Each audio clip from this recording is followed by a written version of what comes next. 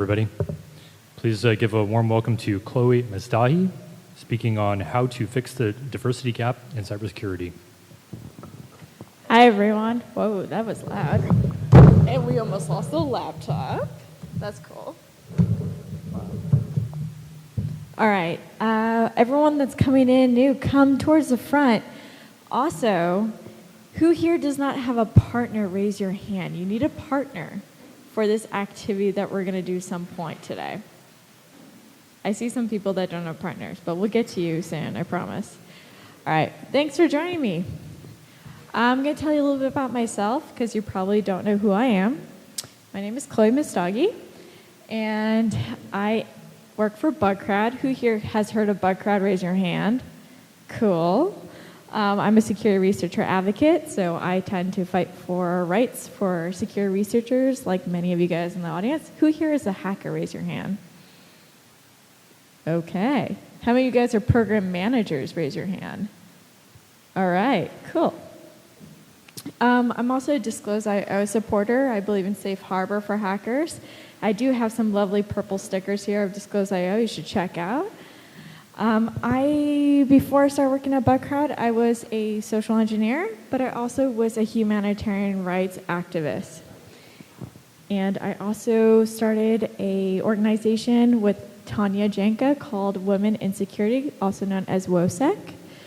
And also I tend to mentor underrepresented people in InfoSec, board member for 4 nonprofits, and I started a new Slack workplace for women hackers. So if you know any women that are hackers, send me their email. I will add them to it. It's a really good community. Other than that, I am a nonprofit founder called Drop Labels, and I am a parent to this little one right here. This is Sherlock. You'll see Sherlock throughout the whole thing because she is my little fox. So how are we going to do this? We're going to kind of dive into some of the stats right now in InfoSec, and then follow it with a little bit about how your brain functions. Then we're going to do an activity. So say hello to your partner next to you because you're going to get to know them very well. We'll do some obstacle storytelling and then followed with how to improve the situation that we're in. So first of all, women represent about 11% of InfoSec space. That means anything in marketing, sales, anything in InfoSec itself. Minorities is less than 12%. And believe it or not, did you know that only 4% of hackers are women? So we have a 1.5 million shortage right now to this day, and underrepresented persons are more likely to get let go or fired, and also they don't get to go beyond a manager title. So we're going to dive into why that is. In my case, I believe it's biases that keeps us there. So clearly we have a diversity and inclusion problem here. And more companies are realizing that the only way to get great people is to invest in workforce, diversity, and social responsibility. Companies seeking to become more inclusive in their hiring should examine and question their own assumptions and unintentional biases in their hiring process. So let's start examining and questioning our biases, shall we? So there's 2 parts of this. The first part is when you see someone who you do not know or doesn't look familiar, does not wear the clothes that you wear, you might automatically feel like this person might be a threat. And the reason for that is because they don't look like you.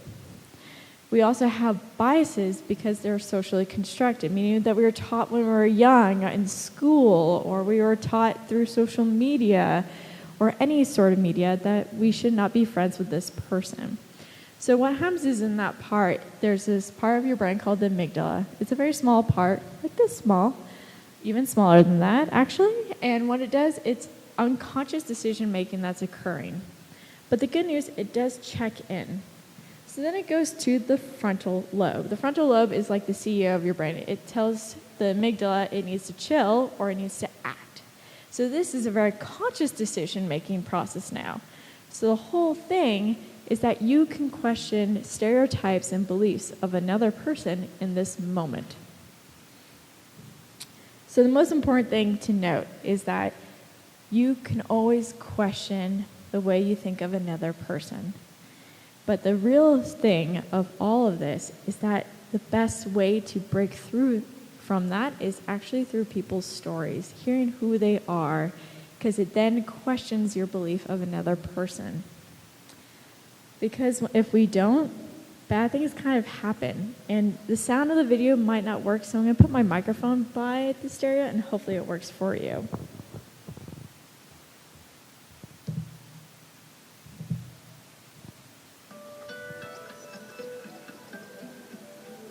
I feel labels keep our society divided. A label that I've always felt held me back, or at least sometimes would bring me down, is because I'm an African American, I'm some kind of criminal. They see me as African American male, and they instantly get nervous. Their wife will clutch their purse or their husband's arm a little more. They don't make it a point to be discreet while they're staring at my every move, not knowing that I'm on my way to class because I'm about to finish my master's, not knowing I already have a bachelor's degree. Join me and many others in the Drop Labels campaign by posting your experiences with labels at droplabels.org. All right, raise your hand if you could hear that. Okay. That was the loudest it could go. But basically, if anyone who did not hear it, this guy was talking about how he would walk down a street and he would notice that someone would clutch their purse a little bit closer to them because they saw him as a criminal because of he's African American. So I was talking about that and how his story and how it impacts him because everyone targets him in a certain way. We're going to do that activity. So raise your hand if you have a partner. Raise your hand if you need a partner. Okay, there are some people here.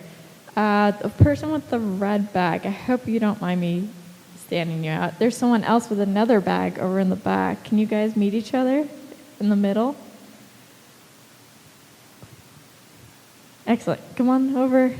I don't bite, but you need to have a partner for this to work. Come on. You can move up in the close. Cool.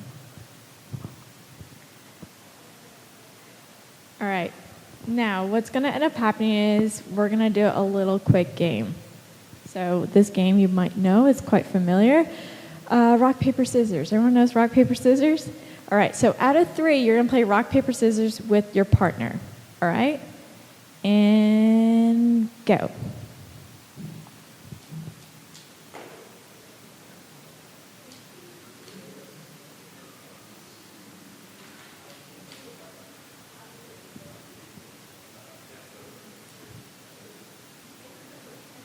Out of 3. I feel generous today.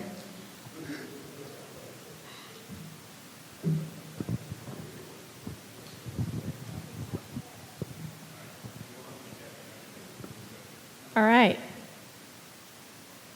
Who won? Raise your hand. Who won here?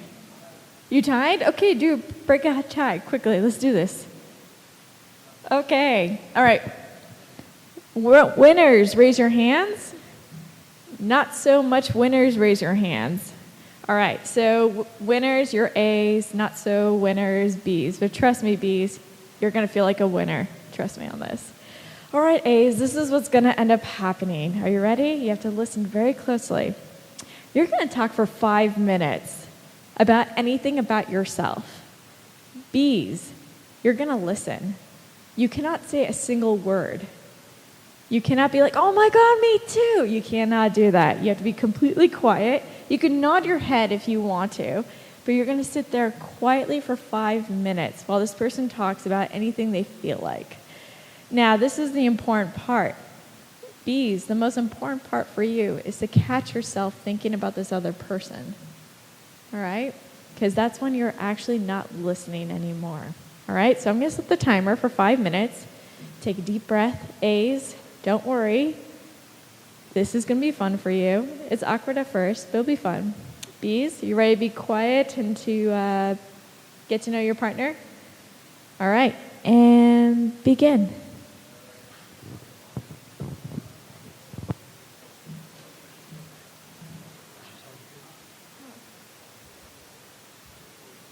Can you hear me? Clap your hands once. If you can hear me, clap your hands twice. If you can hear me, clap your hands 3 times. Lovely. All right, how awkward was that? A little awkward or a lot awkward? Like, What were some thoughts that went through your head? Any volunteers?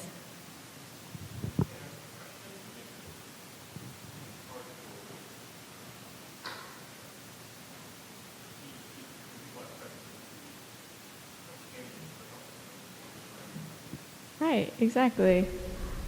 I think you had a question in the front. I was just thinking of all the things I was trying to remember on your song signature. Oh yeah, I forgot to leave that part out. You weren't supposed to talk about the other person's stuff, but that's cool. Don't worry about it. That would have been harder because I think people always like cheat on that one anyway because it's like hard not to. But did you feel at any point like, oh my God, this stranger is kind of connected to me. We have something in common. Did we all have that in the room? Yeah? At least one item? Okay, see, that one item can change everything, believe it or not. It can make us best friends. If you really want to do this and really social engineer someone, do it for 8 minutes. You can find out any single thing about a person. 8 minutes. Do it at work. Get to know your boss a little bit better. Okay. Yeah. So it'd be like, hey, I had this really cool thing I learned at a conference where we sit down and we talk, but I listen for 8 minutes while you talk. See how that goes down. Any other comments about how this activity was? Yes? Forced conversation doesn't feel natural for a while. Right, because we've kind of been trained to react, to always say something in return, right? And I don't feel like that means that we're actively listening, because instead we're thinking, what do I say next? Right? What else? Yes? Exactly. Tell me about yourself. That's like one of those hard ones, like, well, can you ask me a better question? Can you ask me a more detailed one? Like, what do you want to know exactly? If we could just get there, that'd be great. Anything else? All right, cool. So as finding out about the person next to you is through stories. They probably told you, I grew up at this place, or I live here, or I work here. You're hearing a story, and the stories are what make the difference. Research has shown that it's stories itself that change the way we think about another person. We start thinking, oh wait, this person's this story? I was totally wrong on my prejudice and my biases. I'm going to tell you some stories. The names have been changed, so you will never know who this person is. Rebecca is a CISO at a very well-known company, and by the way, this is all in InfoSec, okay? And so Rebecca goes to her boss, and it's like, why am I not on the board? He turns around and is like, well, you're not technical enough. She's like, what do you mean I'm not technical enough? I have a PhD in electrical engineering. How am I not technical enough? The other thing is everyone else on the board itself had no technical degrees. Andrew's an African American, and he's at a startup. It's an InfoSec startup, and he was basically in the lunchroom when a bunch of guys were around the table, white guys that is, around the table were saying, you know what we should do? We should throw a hip-hop party. We'll do cornrows, get gold chains, gold teeth, let's go all out. And he just stood there like, I don't know what to do. I'm the only African American here at this company. There is no HR, and I feel really uncomfortable. Not just that, they don't even have MLK Day off. Crystal works for a very well-known company. I cannot say out loud, but it's kind of something like this on the phone. And anyway, she's been a security manager for 20 years and has yet to be promoted. Jennifer is a security researcher, and basically before Jennifer was Jennifer, she was John. And John at the time was always hearing from other women about how they were being discriminated in the office. And there's stories of how they were in a boardroom or in any situations where you're in a conference and everyone would ignore you, or they would shove your ideas down, way down. And John didn't really think this through. But when he went through a transition and became Jennifer, Jennifer started realizing that those things were actually very much true. Next thing she knew was that she was not being invited to things. She wasn't being taken seriously at work, that she had to leave the company because no one was respecting what she was saying, even though her talents are still very true. Remy is a security engineer, and she reported about being sexually assaulted by her manager to HR. Within 1 week, they found something on her saying that she wasn't doing enough work and fired her. This is a very common occurrence, by the way. If you were to report anything on gender discrimination or sexual assault, sexual harassment and whatnot, don't ever do it alone. Do it with another person. I've heard too many stories of women being actually let go because of it. And last but not least, my story. So I but more like B-Sides SF. I basically shared the story of me, how I almost left InfoSec. So about a year ago, a little bit over a year, I decided to do a blog for International Women's Day and talking about the lack of women in InfoSec. So I interviewed a bunch of different women from all different positions in InfoSec, and they told me their stories and how they were about to leave. And at that moment, it just went through one ear, but kind of stayed in the back, and I never thought about it until I went to RSA. I went to RSA last year, and when I was there, suddenly I looked around the room, and there's like hundreds of men in there, and only 2 other women. And at that moment, I'm like, please say you're not an executive assistant. Please say you're not an executive assistant. And they both were. And I was just like, okay, all right, well, it's just maybe this talk. I go down out of the room, the conference room, and I walk down the corridor, and there's a men's restroom on the left side. On the right side, there's a woman's. And the men's has a long line. And I'm like, okay, maybe the line is inside for the women's restroom. So I go in the women's restroom, and there's no one in there. That's right, ladies. Join InfoSec. There's never a bathroom line at a conference. And I was just like, okay, something doesn't feel right. I remember walking back to my hotel room that same day. And when I was walking back, I went into the bathroom, washing my hands, and I look up into the mirror, and I'm like, something doesn't feel right. And then that was when a blindfold was just lifted. And I just broke down crying. And it wasn't like a soft cry. It was like a really ugly cry. Like I was curled up on the floor. Like, why am I in this field if no one respects me kind of thing? And it was because I didn't have a network. That was the thing. But at that moment, I decided I'm going to leave. So I started looking elsewhere. I was going to take a job in a different tech. And about June, I went to a conference called Day of Security. Has anyone heard of Day of Security? Okay, cool. I like this. At least one person. Yes.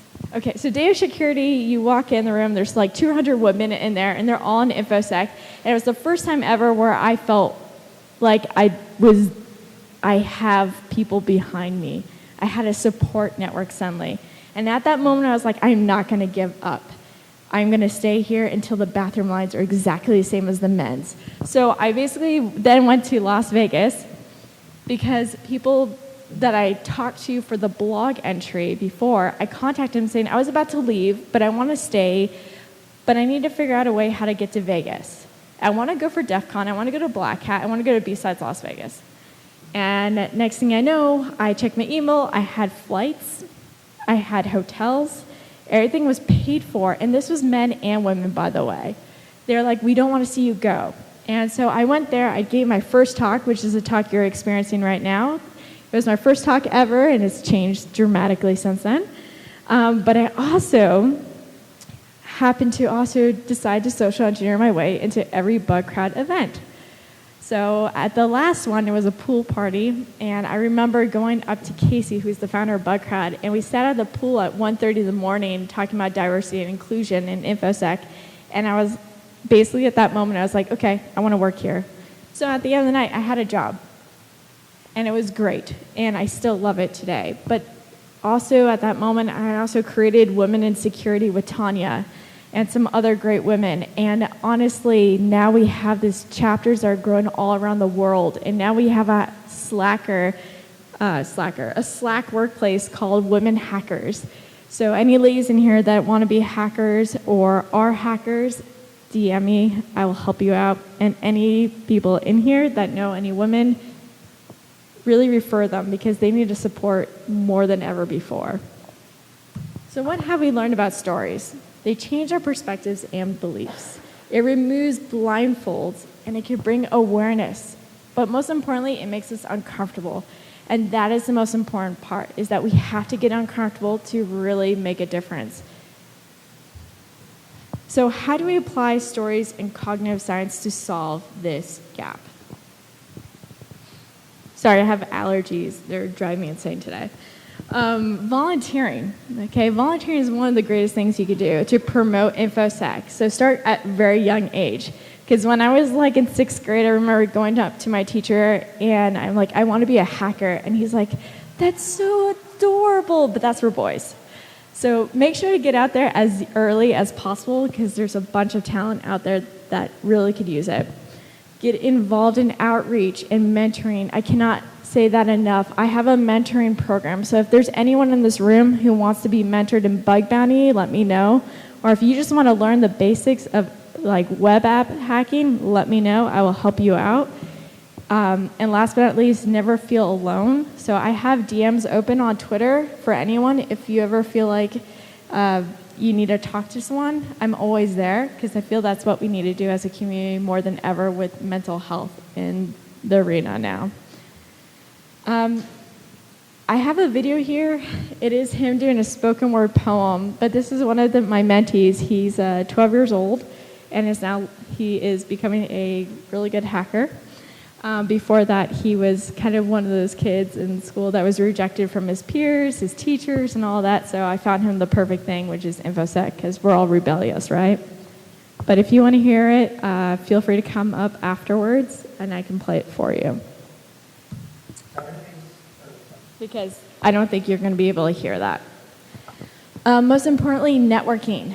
I didn't have a good network last year, but now I do, a supportive network. So having a support network is going to be great. And if you don't know anyone who can be a mentor or you want a support group, come up to me. I will help you out, I promise. And last but not least, speak up together. When it comes to sexual harassment, gender discrimination, or anything on those works, always go with another person. Never speak alone because people do get let go because of it.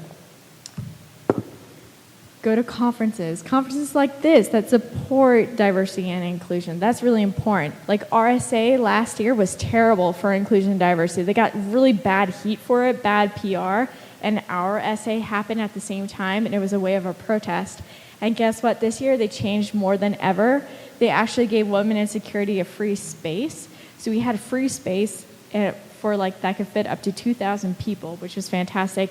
They also gave us 100 tickets to give away for free to any woman who wanted to attend. They did absolutely a great job this year, huge steps for them, and that's what it takes. It's to get people together and push them to make a difference.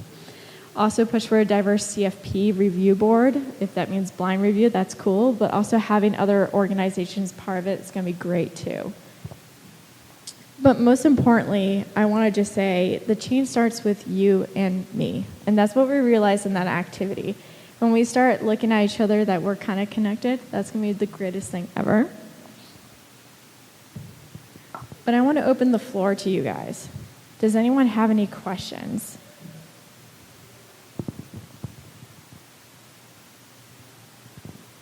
I can wait up here for a minute if you like.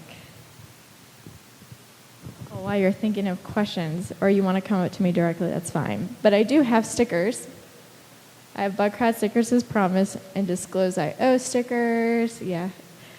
So if you want any stickers, feel free to come up to me and talk to me or ask any questions. I am here. And last but not least, if there's anyone in here who is interested in getting involved with Bug Bounty, feel free to come up to me. I do have some invites. So if you want some invites, come up. Or if you're looking into a program, feel free to come up and ask any questions. And last but not least, check out Disclose.io. Disclose.io is a project that provides standard vulnerability disclosure language, which is fantastic if you want to practice safe harbor at your company. And last but not least, there is a list, so hackers can know who to contact and know what they're going to get for a reward if they do a submission. So once again, it's giving back to the community and practicing safe harbor. So I just want to say thank you for existing, and thank you, LayerOne, for having me here. It's fantastic, and feel free to follow me if you like. And I always do this thing at the very end. If you can guess what my favorite book is and DM me first on Twitter, you will get a prize. So yeah, thank you so much, you guys.